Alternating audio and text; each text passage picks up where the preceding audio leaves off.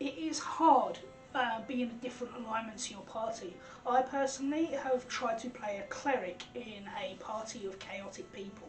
Now that was not fun, being the person that had to adhere to the law while everyone around me was trying to break it. So like, alignment is tricky, but I gave him that backstory, so everyone was KO'd where this villain had a private conversation with that one character and gave him an option to betray the party or not, and that he'll be waiting.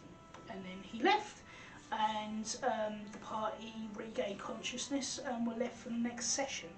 I won't ruin what happens because I will tell these stories of the progressive campaigns, but in my next video I will go right back to the beginning, my first adventure that I wrote. I just really wanted to tell this story about the fall of Ishvardal, to give you guys an idea of what sort of writing I do for my party and what sort of things to expect, because it was such a great session that it merited its own little teaser video.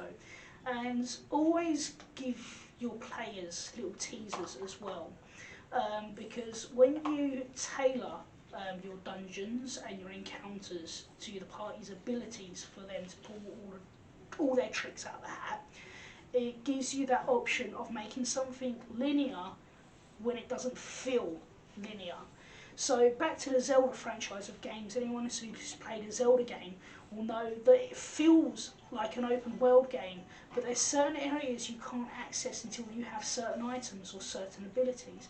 And that's what I like to use in my campaigns of this is how I progress the story, this is how I stop the party from trading off, is I will tell them that there is a huge world out there.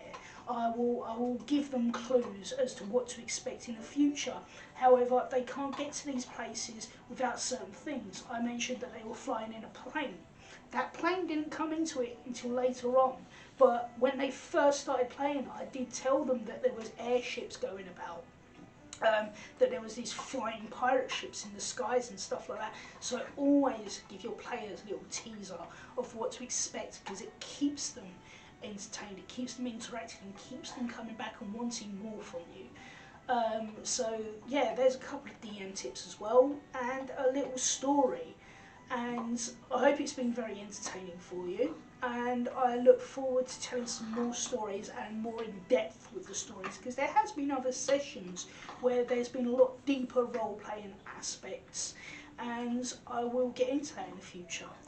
So, but for now, I hope I've been entertaining for you, and I hope you come back to hear some more stories from me. Thank you very much.